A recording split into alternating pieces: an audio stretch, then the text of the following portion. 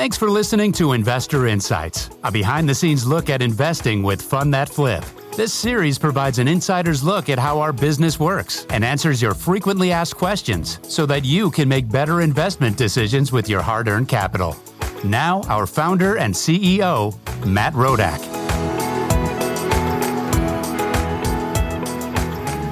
Welcome to this episode of Fund That Flip's Investor Insights. I'm your host, Matt Rodak, founder and CEO here at Fund That Flip.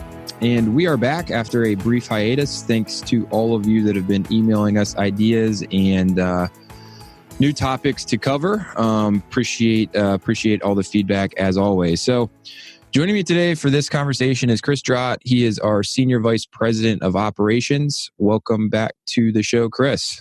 Hi, Matt. Hello, everybody. Great to be back. Yeah, and if you'd like to learn a little bit more about Chris's background, check out episode 2 where we talked about his journey to joining us here at Fund That Flip.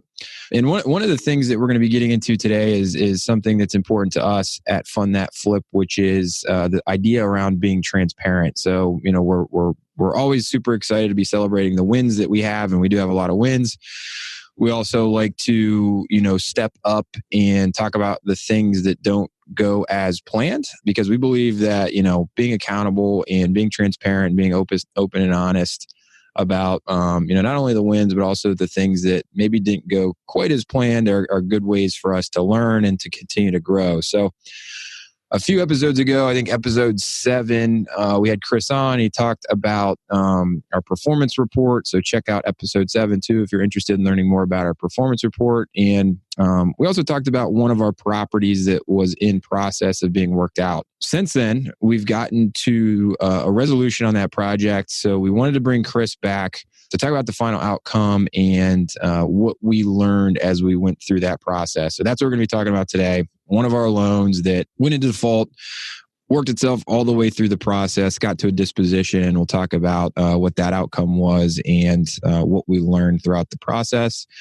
as well as we received several clarifying questions from a few of our investors that were in that project. So we wanted to tackle those as well. So with all of that said, Chris, why don't you give us a little bit of background on the project and kind of what led up to the point where we had to get more involved and do a workout.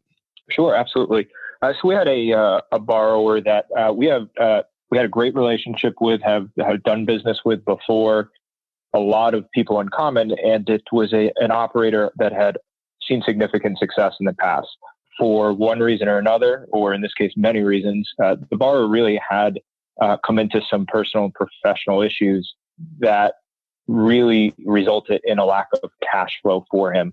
And that lack of cash flow on this particular project started running across all of his projects and really started creating a significant issue for him. So we did our best to work through it. We maintained a good relationship, or I guess at least as good of a relationship given this scenario. But most importantly, the communication continued from both sides, even as we began the foreclosure process. In the early stages of the foreclosure process, I think it was a lot easier for the developer to continue progressing work. We maintained that communication, construction draws and work continued to progress. At some point during the process, his situation began to become worse, unfortunately for him. And at that point, he was unable to really be involved in any way, shape, or form, whether it was paying us, working with the contractors, et cetera. So at that point, as we continued to stay in communication, it was more of he allowed us to continue progressing with our own funds the work.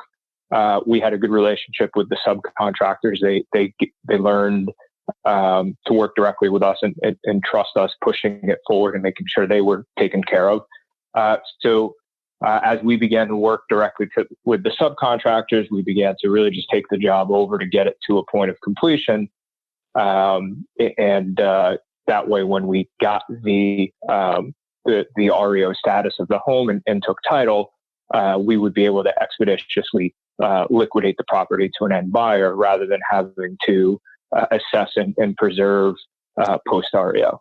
Got it. And I think this was somewhat of I don't know if it's unique or not, but somewhat of an interesting case where we had a good borrower, good relationship, had borrowed from us several times, repaid us several times, came across some financial hardships, stopped making interest payments, which is usually a pretty early signal to us that something's going on. And I think, in this case, he was also pretty upfront with what was going on, but still remained engaged in the project. And to the extent that he could, was trying to push the project forward to completion.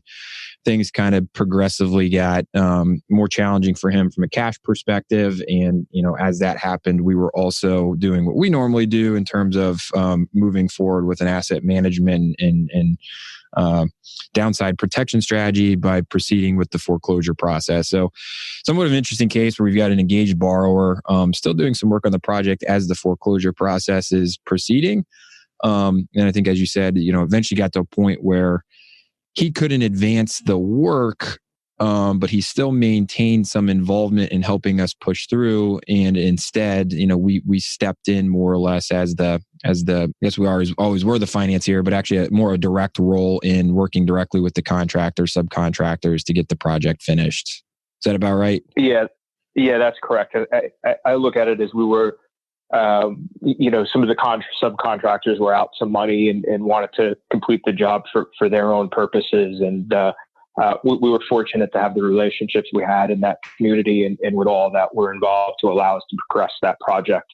And as you said, as we're progressing down that path for many months, our asset management team is constantly looking at what are the different scenarios, what are the different options. Should we be doing this? Is there a quicker liquidation event? And really just trying to discern what is the right move here and what will serve best for the most optimal outcome to our investors. And this one actually went all the way through the foreclosure process, right? So this one went to auction. We took it back through credit bid. We owned the property. Talk a little bit too, because I think we had an opportunity to sell the property before it went through that process as well. Like maybe just talk to us a little bit about our energy and efforts put in prior to the foreclosure, right? Like, because it wasn't like we had to actually get it through to REO. We were pretty actively marketing the property prior to that happening. That's correct. Because of our ties in the community and the ties to some of the various folks involved, there was a lot of dialogue with people that wanted the property. We had, I can't remember how many offers, but a significant amount, let's say 4 or 5. Each one of those, we spent weeks negotiating. And at the end, we just felt they were coming in as investors and therefore really trying to get it for the bottom price that they could. And we felt that even with some incremental carrying costs in bringing the product finished to market, we saw the upside was significantly better in that scenario. So while it would have been great, simpler and quicker to take one of those offers, the right move was really to just muscle through it, carry it a few more months, bring it to market and get it to an end family. Got it. So let's talk about the final outcome. We had a loan on the property for $340,000. What did we end up selling the property for to that end buyer after it went through the REO process? Sure. So the end buyer, I think the original contracted offer was $418,000 or $420,000. We gave a few concessions during home inspection to bring it down to $415,000 to a family. During the course of that negotiation, part of what we were struggling and working towards is the village inspection for final building approval did take about 2 months. There was some rework to plumbing and electrical that had to be done. So that was part of that negotiation with the buyers as well, ensuring that we were providing to them, a home that met town code as well as was safe for them and their children. Yep. Want to do it right. Always want to do it right. So we're kind of starting to jump into a few of the questions here. So just so the audience knows, we got some clarifying questions from investors that were in the project. And we thought, let's answer them for as many people as we can, and talk generally about how we think about some of these things. So original loan was 340. We ended up selling the property for 415. Our appraised ARV when we underwrote the loan was 455. So we had about a final sales price $40K under our appraised ARV. What was the kind of the difference there? And obviously, when you're getting an appraisal on an ARV, it's not an exact science, and the expectation isn't always that it's going to be correct. But we got about a 10% delta here. So, what kind of was the cause for the 415 versus the 455 expectation on this one? Sure, it's a very fair, reasonable question, and there are a couple of things that we see between the ARV and the actual selling price as things unfolded. Primarily, the strategy of the rehab shifted a bit towards the end. So as we took it over and as we began to talk to realtors, also wanting to time the market to ensure we hit a late spring for sale, there are a few things that we didn't finish that the original scope had. That they weren't significant, but small things like appliances. We did not put appliances in the kitchen. So while we saved on an expense, for example, it also meant that we could back off that ARV a bit naturally because we didn't put appliances in. So things like that extrapolated on things through the home made a lot of sense. There were some things in the home that we just didn't get to, i.e. the lower level. So when we talk about the overall shift, there were some smaller, what I would call not overly material, but there were some things that we shifted away from when we finished the home as to the original scope of work that did bring down the cost, the value of the home. In turn, it also did reduce the cost that was spent on the home as well, so that we wouldn't have to spend that money. The other part of that is when you have an REO for sale, there are just naturally some buyers that don't want to buy a home from a bank. There's no warranty. They can't meet the contractor that did the work. It could take, from their experience or stereotypes, it could take a very long time to close. So when you have an REO scenario, a few buyers, your pool is going to shrink a little bit. So when we look at, about a 10% off the ARV, we feel pretty good with all the considerations that we really did time the market and get a very fair price for it. One of the updates for investors in this project that followed it is we had it under contract sooner, and we couldn't get the deed from the auction quick enough to satisfy their schedule. That offer was just about the same exact price. So one of the other indicators that we saw, besides speaking with realtors and brokers, was that we did get two offers within about a month and a half of each other for nearly the same amount. So that also made us feel really good that in terms of knowing the market and the value of the home, that we did really, and we're fortunate to get a market value for it. Got it. So part of this exercise, right, is maximizing the return given a number of other factors. One of which is timing, right? So maybe if we completed some of these things and put another 30 days into the project, we could have got a slightly higher price, but that also would have come at the expense of additional taxes and other carrying costs with the project.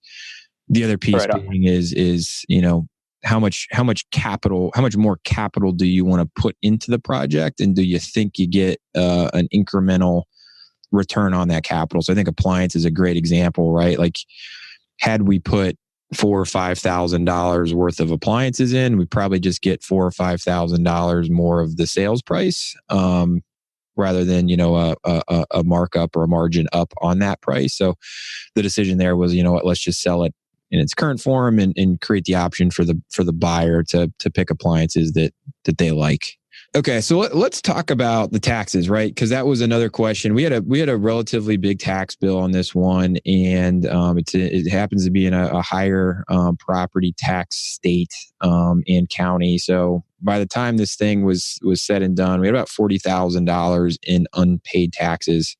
Talk to us a little bit about that. How did that tax bill get so big? And generally speaking, like, how do we think about taxes and paying taxes, property taxes specifically, as we're working through some of these projects?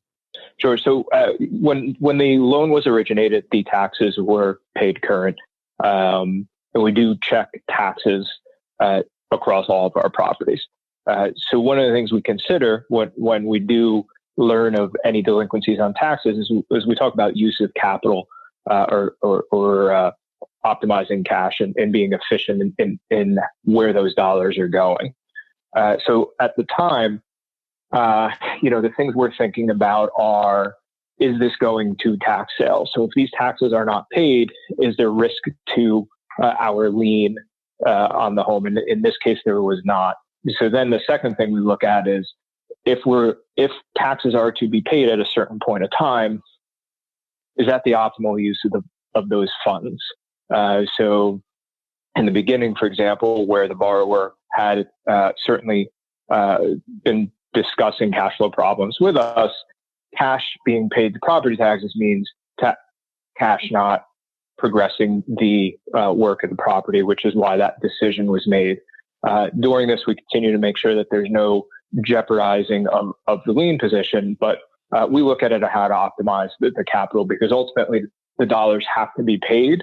And in this scenario, it made more sense to pay them at the back end, i.e. During redemption, during the auction, rather than paying them along the way, just from a cash flow optimization and making sure that money going out the door is being spent on progressing the project towards a faster and hopefully more optimal liquidation event. Got it. So it's one of those carrying costs, right? You got to pay the government at some point. You either pay it kind of current or you pay it at the end, but you got to pay it. Our view on this one was there wasn't a lot of additional risk by letting that tax bill kind of accrue, and rather than keep these current, the decision made a more sense to make sure that whatever available cash we had reserved for this project go into actually completing the project, so that we could sell it. And at the point of that sale, the equity would be released, to make that tax bill whole, right? That's kind of it. That's kind of the story, right? We're certainly not gonna punt on taxes if we think it jeopardizes the lien position, but we're also trying to optimize for where's the best place to deploy the limited cash so that we can get to a liquidity event. Correct. Got it. Cool. All right. So moving on here, and this is a question we get a lot, particularly when a loan does go through a workout scenario. And maybe before we get into this, Chris, let's talk about kind of the end result on this project. So talked about a $340,000 loan, a $415,000 payout, the $40,000 in taxes, right? So we're starting to get kind of towards that break-even point. What was the outcome? What was the outcome for investors? What did they get in terms of a return on principal for this one? Sure. So including any interest payments made throughout the life of the loan, those payments plus any principal returned was just about break even. It was somewhere in the 1 to 2%, depending on at what point investors came into the project. But it's not optimal. We set out to do better for sure. But given the scenario, the complexities of the foreclosure and the bankruptcy and having to take the job over ourselves, we're pleased with a break even, and we take the lessons learned from this, we apply them as we go forward, and we do our best to mitigate these types of scenarios. So correct me if I'm wrong, but I think we got about, from a principal return perspective, around 95% 95 cents on the dollar in terms of principal return. And then, as you mentioned, the borrower was making payments over some period of the loan. So you add those back in, and we got to about a break even or a 1 or 2% cash on cash return is kind of the math. Yeah, that's correct. I think principal recovery was about 95.5%, and then the interest paid through the course was the remainder of that return. Okay, so a case could be made for, hey, like, this guy signed a personal guarantee. We have not a complete return of principal, and perhaps we could make an argument to go after some other of the fees and things that contributed to not the total return that we were all looking for. What is our stance on the PG, the personal guarantee? Are we going after it? If so, why? If not, why not? And then again, maybe more generally, just kind of some things that can be shared about how we think about PGs as a whole. Sure. So when we require and think about the objective of our personal guarantors, it's really a lot of the upfront. Do you have skin in the game? Do you believe in this? Do you have assets? And are you willing to risk them for the success of this project? In this particular case, we have a borrower who not only had no cash in the entity of which this loan was in, i.e. the cash flow issues, he also went through a personal bankruptcy. So when we look at and we ran searches on existing assets of this borrower, the likelihood of any significant recovery, especially any recovery beyond any legal costs associated with pursuing the PG, we didn't feel would be a fruitful use of funds or time. We frankly don't believe there to be any, and attorney costs would move pretty quickly to start accumulating. So we think in this case, it was best to not pursue the PG, to be as content as we can be with a roughly break even and move on to focus on the next things. Got it. So generally speaking, PGs, like, we like them on the front end because it tells us a story that, one, the borrower is willing to risk personal assets beyond just, what's already at stake in the project. And it does help us, understand that they're aligned in that.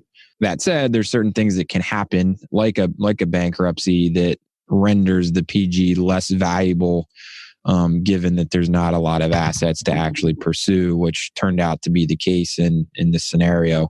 And I think, right, more generally, how we've historically thought about PGs is it does become a good tool for us as we're going through the asset management process, in either one, helping keep our borrower aligned, right? If they know they've got personal assets, potentially at stake, they tend to be more cooperative on working towards an outcome that's going to maximize the return of the individual project, because it reduces their liability from a personal perspective. But it also can be used as a bargaining chip to collect some additional cash or some additional contribution to the project without having to, also, rack up the expenses, as you alluded to, pursuing a personal PG, which does cost dollars from a legal perspective and a collections perspective, right? So it's also a good bargaining chip we've seen, to get the borrower to chip in maybe some additional capital on the back end to limit the losses as well. Yeah, there's typically three scenarios. One is, when we think about this from pursuing any deficiencies in asset workouts, one is we just want to get the liquidation as quickly as possible. We see that the PG has assets, so we just want to record that deficiency as quickly as possible and then go after them aggressively. The second is, as you alluded, and probably is what happened in this case, is the borrower was very communicative and cooperative. He did not have to be. That was a choice of conscious, as well as a little bit of leverage we had with that PG. So the alternative scenario is, he walks away in this case early on, leaves us a property that is in very poor condition, and the outcome would be significantly different. So the PG is a very effective lever in keeping the borrower cooperative and allowing things to progress and end at really the best state they can, given all the scenarios unfolding. And the third is really, at the liquidation event, the PGs bring a sum of money to essentially make things financially better for our investors. And in return for that, we agree that we will not continue after them for a deficiency. And that's effective because it allows us to secure guaranteed funds for our investors without having to incur any additional legal costs and any time going after them. So there's a couple different scenarios we think about, and they're, every project's different. They're just one tool in our arsenal of how we assess and lever and try and get to the best outcome. Yep. So PGs are a great tool. They're by no means a guarantee that we're going to be able to recover any deficiency. But I think, what you guys do a great job of here on the team is weighing the cost benefit analysis of in the probability of recovery of going after those PGs, right? So I think a good example of a previous project is we were able to secure, I think, around $10,000 from a borrower in order to waive that PG.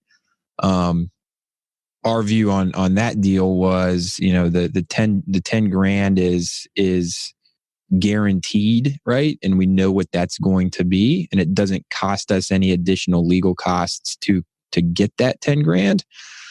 Versus another alternative may have been like going after the full deficiency, racking up legal expenses, running the risk that the borrower then files bankruptcy, in which case, maybe we end up with nothing.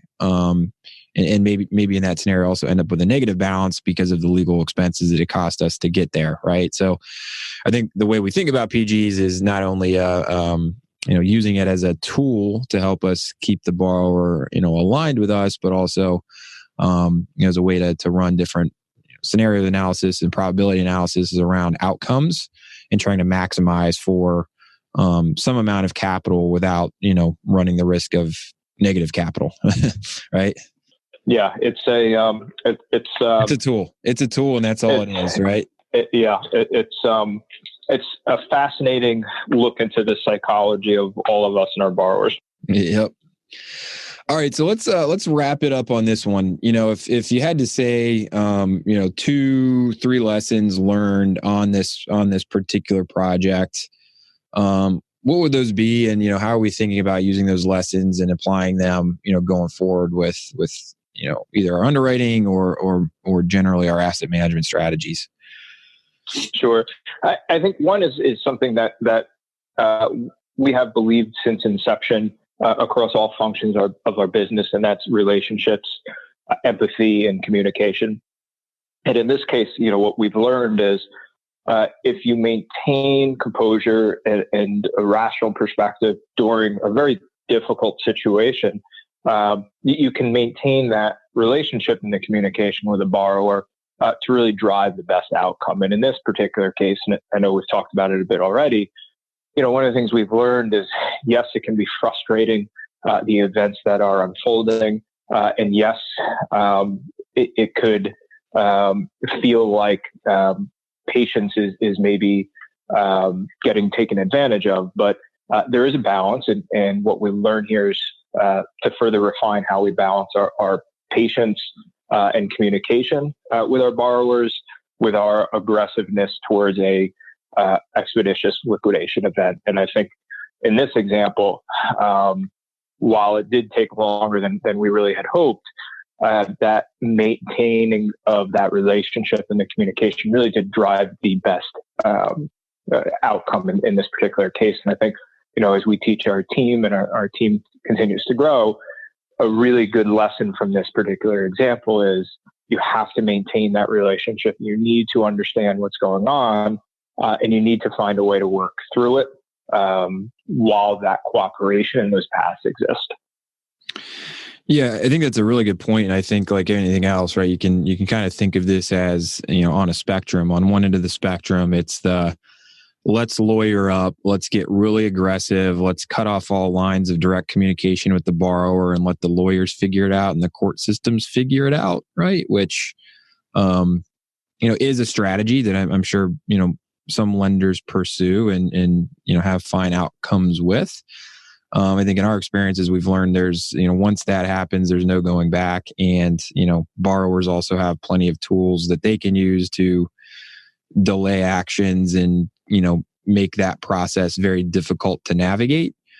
Right. I think the other side of that spectrum is, just roll over, trust the borrower's doing everything they say they're going to do. And, it's going to be great because they're a great relationship, and just trust them. And don't do anything, which obviously we don't believe is a prudent strategy. And I think we do a nice job and did a nice job on this one of balancing those things, right?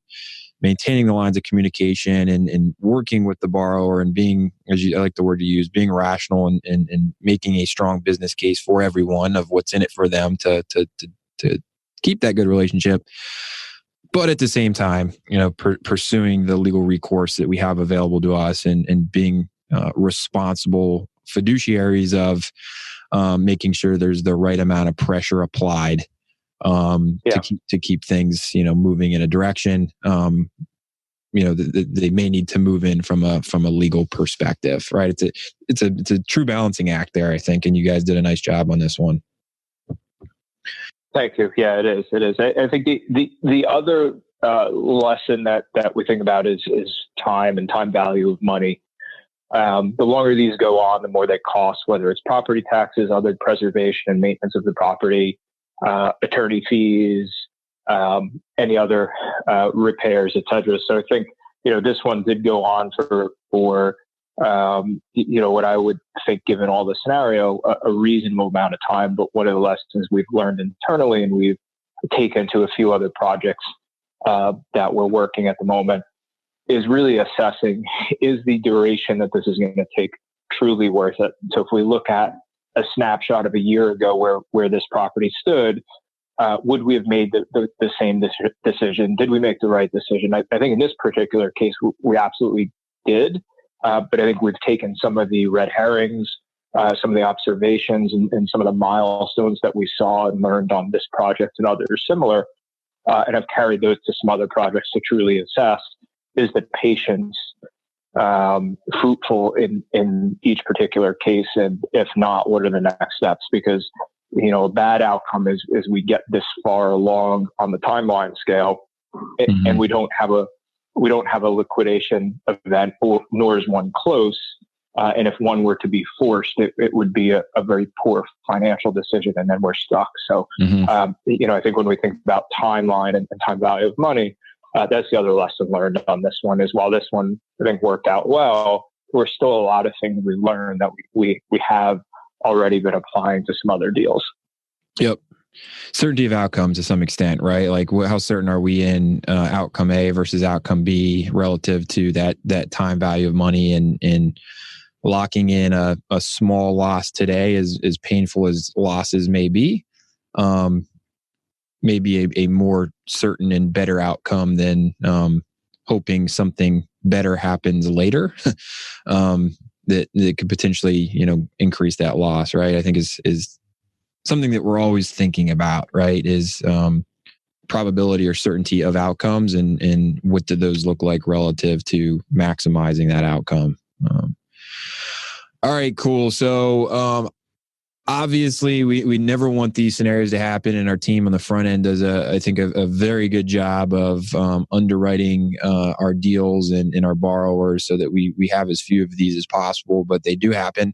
Right. And for those of you that are listening and are investing on the platform, and if you haven't experienced one of these, if you do enough of them and do it for long enough, it will happen. And I think, we get asked all the time, like what does happen when a deal goes sideways, and how do you guys handle it? And I think that the answer that we always give is, well, it depends, right? And as you heard from Chris's explanation, each scenario is going to be a little bit different in terms of how the borrower behaves, how much equity is in the project, how far along has the project been completed, what is the cause for the project to have come off the rails. So there isn't really one way to answer that question in terms of, how do we handle these situations? I think the high level outtake of it all is, we need to be creative. We need to be knowledgeable on how these processes work, which Chris and his team have certainly a lot of that creativity and knowledge and expertise on thinking through the different scenarios. But underlining all of this here at Fund That Flip is kind of, three things. I think the first is, how do we maximize the preservation of principal, right? So everything that we're doing is focused on minimizing expenses and optimizing for a return of invested capital for our investors. And the other kind of lever on that is balancing. You heard Chris talk a lot about it. Is balancing the speed to liquidity, right? So time value of money and the certainty of outcomes is also something we weigh pretty heavily, right? So step one is let's do whatever we need to do to try to preserve principal, and at the same time, while doing so, try to get to an outcome that is as quickly as possible, that is the most certain outcome. And the third piece of this, and I think we do a pretty good job of this as well, is over communicate, right? So keep our investors up to speed with what we're doing, why we're doing it, what we expect the outcome to be through those actions, and at the same time, try to keep lines of communication open with our borrowers as well, as oftentimes they're best suited to help us navigate through challenging situations. So, again, if you do this long enough, these things are going to come up. We hope that you feel good about our thought process and how we're handling these, and the amount of time and energy that Chris and his team are putting into this, which is why we do these recordings. But if you remember nothing else, hopefully you remember kind of our underlying fundamentals here of what we're thinking about: preserve principal, balance that against getting to liquidity, and then make sure that we're keeping you guys in the loop as we go. So Chris, this was great. Really appreciate you jumping back on here to talk us through this. And again, not the ideal outcome, but nice job on working through this one. I know I appreciate it, and hopefully I think our investors do as well, everything you do. So appreciate you coming back on and talking us through this particular project. Thanks. I too wish it was a better outcome, but pretty happy with this one. And we tell all of our investors, especially those involved in this deal, is we are accessible, myself personally, as well as team members, 24/7. So we do, as Matt said, our best to post updates, keep them informative, but we also balance that with over updating with various strategies, creating confusion. So we are here. If you have questions, you're in deals, or you're thinking about it, we are contactable at any time to speak to myself or a team member directly and ask any questions, whether it pertains to generic principles or a particular project. Perfect. And to that regard, if you do have any questions about our process or particular projects, please feel free to email those over to investorrelations@fundthatflip.com. Again, that's investorrelations@fundthatflip.com. And your questions will get routed to the best person to answer them. Otherwise, really appreciate you guys tuning in and listening. Be sure to check out our blog for more content around investing strategies, and be sure to tune in the next couple of weeks for our next episode here of Investor Insights. Otherwise, really appreciate again your time and support on the platform, and look forward to hearing from you through email or otherwise. Again, thanks for listening, and until next time, this is Matt signing off.